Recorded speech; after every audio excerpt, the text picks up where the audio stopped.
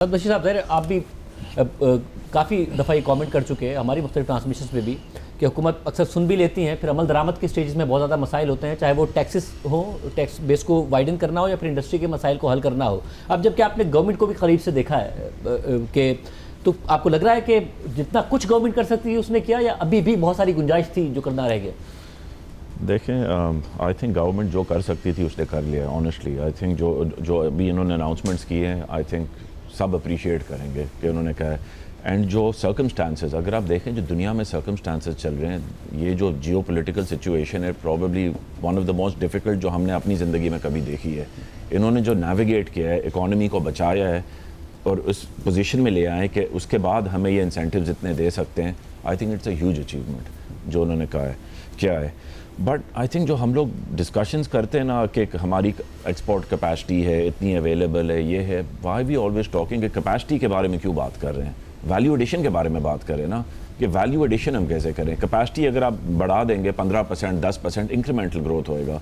अगर आप ब्रांडिंग करें, वैल्यू एडिशन करें तो मल्टीप्लायर्स में ग्रोथ आएगा। So we have to change the narrative also, we can't just keep saying कि बस कैपेसिटी के बारे में बात करते हैं। देन अगर आप इसके बाद देखें जो आपने कहा इन्वेस्टमेंट अगर आप करें, और आप मोहम्मद अली और ये वाले इकदाम इस बजट में ऐसे हैं कि आप वैल्यू एडिशन में ज़्यादा इन्वेस्टमेंट होती है, हमें नजर आए। आई थिंक हो सकती है वैल्यू एडिशन में डेफिनेटली। एंड आई थिंक जो एक्सपोर्ट्स में इन्होंने कहा है कि सुपर टैक्स ख़त्म कर रहे हैं, अगर ये इन्होंने इस पर कायम रहे तो I think it's a huge thing. और इन्वेस्टमेंट्स पे आप बात कर रहे थे, आई थिंक आरिफ भाई और मोहम्मद अली भाई भी प्रॉब्ली अग्री करेंगे कि एग्जिस्टिंग रनिंग बिजनेसेस खरीदना एक और चीज़ है। जो FDI लाना for a green field project is a very different thing. Would FDI come today for a greenfield project in Pakistan? Very, very difficult.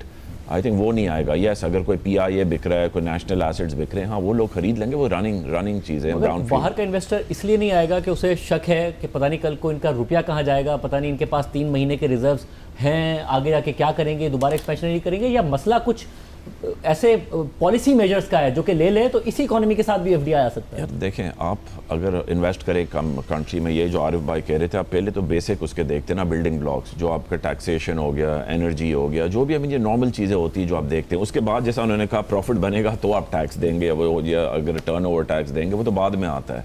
Then आप उसके इंफ्रास्ट्रक्चर देखेंगे। अब पाकिस्तान में आप देख लें जो आपके 2 बिगेस्ट इंफ्रास्ट्रक्चर्स होते हैं, रेल एंड पोर्ट्स। अब रेलवेज़ में आई थिंक आपके जो फ्रेट है 5% से नीचे है, और 95% रोड पे। Freight is half the cost of road. तो हमने पूरा ज़िंदगी 50 साल से हम रोड्स बनाते गए, हमने रेल को बिल्कुल ख़त्म कर दिया है। सेकंड, पोर्ट, आपके पास डायरेक्ट पोर्ट ही नहीं है शिपिंग के लिए, तो आप एक्सपोर्ट की बात कर रहे हैं। अगर आपका port is a feeder port, आप जबल अली को करते हैं, सलाला को करते हैं, कोलंबो को करते हैं, उससे आगे जाता है यूरोप, अमेरिका, आपकी शिपमेंट्स निकलती है, तो टाइम और कॉस्ट भी वेस्ट होता है। तो अगर आप बेसिक ये चीज़ों को फिक्स नहीं करेंगे, how can you compete with the world? आप कैसे करेंगे कम्पीट? बड़ा मुश्किल हो जाएगा।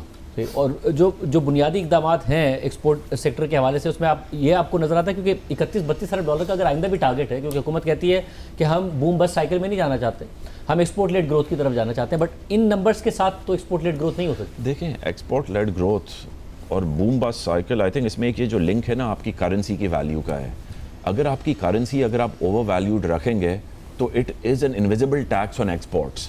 तो अगर आपकी करेंसी का वैल्यू 100 है और आपने उसको 120 रख दिया है, तो जाहिर बात है आपका टैक्स है, आपका एक्सपोर्ट कंपेटिटिव हो ही नहीं सकता है।